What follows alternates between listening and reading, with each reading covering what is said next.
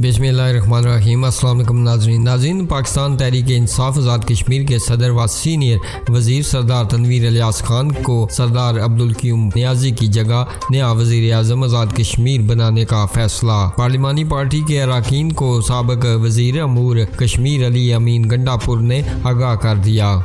वज़ीर आज़म आज़ाद कश्मीर सरदार अब्दुल क़य्यूम नियाज़ी के खिलाफ आज कानून साज असम्बली में अदम एतमाद की तहरीक जमा करवा दी गई।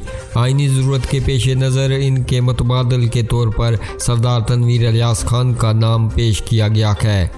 करारदाद पर PTI के 25 अरकान के दस्तखत हैं। कामयाबी के लिए 2 मज़ीद वोट दरकार होंगे। PTI की मौजूदा हुकूमत ने अपोजिशन के मुतवक्का अदम एतमाद को रोकने के लिए ऐसा किया। नाज़रीन, आप अपनी राय का इजहार कमेंट बॉक्स में ज़रूर कीजिएगा इस खबर के हवाले से, और मज़ीद खबरों और अपडेट्स के लिए हमारे इस चैनल को सब्सक्राइब कीजिएगा।